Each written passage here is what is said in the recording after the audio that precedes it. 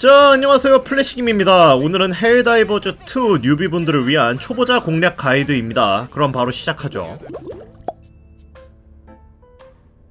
우선 조작키를 설정하셔야 합니다. 좀 나사 빠진 것들이 많이 있어요. 먼저 조준점에 관련된 조작키를 설정해 보겠습니다. 옵션에서 컨트롤을 보시면 게임 플레이 동적 조준 모드라는 것이 있습니다. 이 게임이 특이하게 우클릭이 견착 사격이고 마우스 휠키가 정조준이거든요. 그래서 이것을 동적 조준 모드 켜짐으로 설정해 주셔야 합니다. 그래야 마우스 우클릭을 한 번 누르면 정조준을, 길게 누르면 견착 사격을 합니다. 마치 배그처럼 말이죠. 그리고 탭키를 누르면 맵이 표시가 되는데 이게 한 번 누르면 맵이 열리고 다시 누르면 닫히는 구조로 설정되어 있단 말이에요. 이거는 누르고 있을 때만 맵이 열리게끔 설정해 주시는 게 좋습니다. 왜냐면 맵이 열려 있을 때는 스트라타잼을 호출할 수 없거든요. 덕분에 초보자 때 왜 스트라타잼 호출 안 되는지 몰라서 애들한테 두들겨 맞았어요. 말 나온 김에 스트라타잼 또한 키 설정을 해주셔야 합니다. 기본적으로 WASD로 설정되어 있을 텐데 WASD를 키보드 방향키로 설정하는 게 좋아요. 이렇게 하면 움직이면서 스트라타잼을 요청할 수 있기 때문에 긴박한 전투 상황에서 매우 유용하게 사용할 수 있습니다. 다른 건 몰라도 이건 꼭 하셔야 해요. 조작키를 설정했다면 이제 낙하포드를 타고 임무를 수행하기 위해 내려갑시다. 포드에서 내려오신 여러분들은 임무 수행을 하기 위해 지도를 보셔야 합니다. 탭키를 누른 상태로 지도를 보시고 이제 그 상태에서 마우스 우클릭을 해서 드래그를 하면 맵 이곳저곳을 둘러볼 수 있습니다. 마우스 휠을 굴려서 확대 축소도 가능하고요. 맵을 살펴보고 어디부터 공격할지 고른 다음 미션의 우선순위를 정해보시는 걸 추천드립니다. 기본적인 사이클은 벌레 구이들을 소탕하기 위해 이동을 하고 그 과정에서 파밍을 할 지역을 발견하면 파밍을 하는 게 정석입니다. 그리고 마우스 좌클릭으로 마크를 찍을 수 있는데 이러면 맵과 상단 UI에 마크가 표시됩니다. 마크가 어디에 찍힌지 모르겠다면 유용하게 사용해보세요. 이제 전투를 진행하면서 이곳저곳을 돌아다니다 보면 맵상 상단의 내비게이션 혹은 맵에 물음표가 찍힌 곳이 있습니다. 그곳으로 가면 랜덤한 이벤트 혹은 서브 퀘스트가 있는데요. 여유가 있다면 들러서 확인하시는 게 좋습니다. 또한 맵을 보시면 여러가지 마크가 찍혀 있는데 다이아몬드가 표시된 지역은 아이템이 있는 지역입니다. 들러주셔서 파밍을 해주세요. 파밍을 끝내주시면 다이아몬드 대신 이걸 뭐라고 해야지? 아무튼 이 마름모 모양으로 마크가 바뀌게 되는데요. 이게 이 지역은 파밍이 끝났다는 표시입니다. 다른 곳으로 이동해 주시면 됩니다. 또한 가끔씩 노란색 빛기둥이 소리와 함께 빛나는 경우도 있을 텐데 한번 살펴보세요. 보통 그런 곳에 템이 많이 있고 메달과 크레딧 등등을 얻을 수 있습니다. 맵을 탐험하다 보면 맵에는 표시가 안되지만 컨테이너, 부서진 잔해 같은 곳에서 유용한 보급을 얻을 수 있습니다. 지나치지 말고 들러보세요. 팀원에게 지원을 요청하고 싶다면 Q키를 누르면 핑을 찍을 수 있습니다. 자원 수집은 굉장히 중요한데 이 게임은 무기나 장비를 해금하기가 쉽지 않습니다. 고로 자주 들러서 줍줍을 하시는 게 좋아요. 하나 팁을 드리자면 일부 지역에는 이런 식으로 흰색에 파랑 혹은 빨강이 섞인 철문이 있습니다. 단순한 장식이 아닌 일종의 금고인데 이곳에 수류탄 같은 폭발물을 하나 터뜨려주세요. 그러면 그 안에 숨겨진 아이템을 얻을 수 있습니다. 그리고 X키를 누르면 아이템을 버릴 수 있는데요. 파밍을 하다가 필요 없는 혹은 필요한 자원이 있다면 X키를 눌러 동료와 적절하게 분배해보세요. 전투력이 올라갈 겁니다.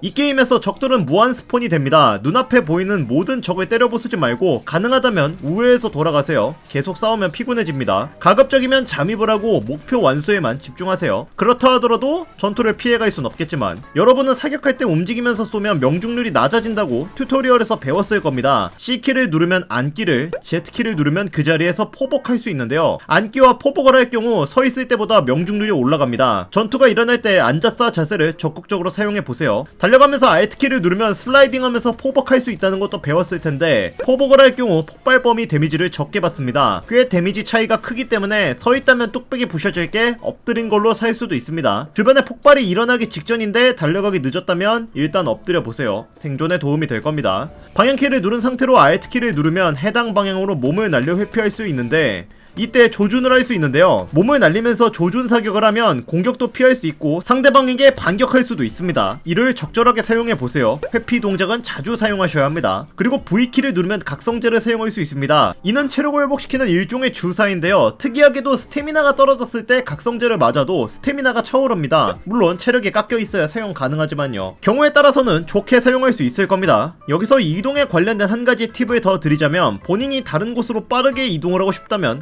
권총을 들고 뛰어가 보세요. 소총, 기관총을 들었을 때보다 더 빠르게 뛸 수 있습니다. 더불어 갑옷은 단단한 중갑보다 일반 경갑을 권장합니다. 어차피 중갑이 벌레한테는 그다지 효과가 없고 방어 미션이 아닌 탐험 미션이라면 자주 뛰어다녀야 하는데 중갑은 무거워서 오히려 방해가 됩니다.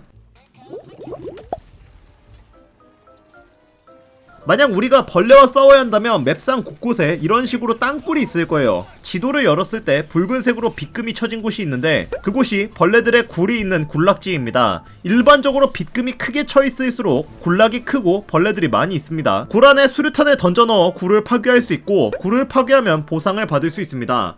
이후에 대규모 웨이브가 온다면 파괴한 굴만큼 그 웨이브에서 적들이 차감이 됩니다. 굴은 로켓런처, 궤도 폭격 등 폭발성이 있는 무기로 부술 수도 있고 심지어 궤도 보급에 보급 포트로 깔아 뭉개서 부술 수도 있습니다. 이 게임에선 보급 포트가 거의 즉사기급 데미지를 가지고 있는데요. 강력한 상대의 머리통을 보급 포트로 부수는 것도 전술입니다. 여유가 있다면 땅굴을 부숴서 보상을 챙기고 적의 숫자를 줄여보세요. 전투 중 남아있는 총탄을 확인할 때 보통은 좌측 하단에 남아있는 수량이 바로 표시가 됩니다. 이때 R키를 꾹 누르면 정확히 남은 탄약의 숫자를 볼 수 있습니다. 총기에 따라 R키를 꾹 누르고 있는 상태로 마우스 휠을 아래로 굴려보세요. 전술 라이트를 키거나 끌 수도 있습니다. 또한 마우스 우클릭을 누르면 연사 속도를 조정할 수 있으니 화끈한 난사를 원하시면 조정을 해보세요. 물론 연사 속도가 빠르면 반동도 당연히 커집니다. 조준선을 자세히 보면 회색의 동그란 원 같은 UI가 있는데 저 UI가 내가 총을 쐈을 때 실제로 총이 맞는 탄착지입니다. 연사력이 빠른 총일수록 저 원이 지랄맞게 튈 거예요. 반동 제어를 잘해서 때려봅시다. 총알이 약실에 한 발이라도 남아있다면, 즉 한 발이라도 있다면 전탄을 다 썼을 때보다 장전 속도가 월등히 빠릅니다. 그러니 웬만하면 총알이 적게 남았을 때 장전하는 게 좋습니다. 대부분의 경우 총이 붉은색 상태일 때 장전을 하면 손해보진 않지만 그래도 고려해서 재장전을 해보세요. 컨트롤 키를 누르고 커맨드를 입력하면 스트라타젬을 사용할 수 있습니다. 스트라타젬은 쿨타임이 여유가 있다면 언제든지 호출할 수 있습니다. 게임을 시작하면 일단 중화기를 요청해서 무기를 얻고 시작을 해보세요. 여러분의 화력이 시작부터 좋아질 겁니다. 우측 상단에 남아있는 시간이 표시가 되는데 저 시간이 다 되면 스트라타젬을 이용할 수 없습니다. 그러니 저 시간이 다 되기 전에 있는 스트라타젬은 모조리 사용하시는 게 좋아요. 스트라타젬은 여러가지 종류가 있고 초보자분들에게 추천되는 스트라타젬은 이글 집속탄, 이글 공중폭격, 일회성 대전차 미사일 등등이 있습니다. 여러분의 입맛에 맞는 공중보급을 사용해 전투를 유리하게 이끌어 가보세요. 솔직히 자원이 존나 비쌉니다. 하나를 사면 다른 건 당분간 구입할 수 없어요. 그러니 무기와 장비는 신중하게 구입합시다. 기관총은 어려움 난이도까지 매우 유용하지만 장전할 때 움직이지 못한다는 단점이 있습니다. 대물 소총은 다루기 어렵고 장갑 관통력이 높지 않아서 그다지 추천하지 않습니다. 무반동 소총, 일회성 대전차를 사용하면 좋은 게 장갑을 두른 적에게 매우 효과적이고 차저를 상대할 때 장갑을 효과적으로 부술 수 있습니다. 오토캐논은 장갑을 관통해서 쏠 수 있고 벌레고리도 부술 수 있어 유용하고요. 레일건은 좋지만 손이 많이 탑니다. 가드동 로버는 자유로운 공격 드론인데 탄도 무한이고 쉬는 시간도 짧고 적들을 잘 처리해서 추천합니다. 다만 피하 구분은 못하고 주변에 아군이 있든 없든 무조건 쏴제끼기 때문에 안 맞게끔 주의는 해야 합니다. 센트리 중에는 게틀링, 박격포 센트리를 추천합니다. 게틀링 센트리는 기관총 센트리의 거의 완벽한 상위호환이라 몰려오는 적들을 상대할 때 좋고, 박격포 센트리는 범위에 적이 없어도 알아서 조준해서 쏴줍니다. 다만 오폭은 주의해야 해요. 이글 공중 타격은 몰려있는 적 그리고 벌레고를 쓸어버리는데 유용하고요. 이글 집속탄은 다수의 적을 처치하는데 매우 유용합니다. 함선 모듈은 경납고 업그레이드를 하면 부담이 줄어들고 솔직히 버릴 게 없습니다. 다만 비용이 비쌀 뿐이지. 메달로 사용하는 무기는 브레이커가 짱입니다. 그저 브레이커. 브레이커를 가기 전에 디펜더를 사용해야 하며 그 전 무기는 무엇을 사용하든 상관없습니다. 어차피 사용할 것도 얼마 없어서 메달을 길게척 용도로 사용해야 할 거예요. 이번에 제가 준비한 영상은 여기까지입니다. 영상이 마음에 드셨다면 구독과 좋아요, 댓글을 남겨주셔서 채널장에게 힘을 보태어 주십시오. 그러면 제가 고생을 하더라도 여러분께 유익한 영상으로 보답을 드리겠습니다. 감사합니다.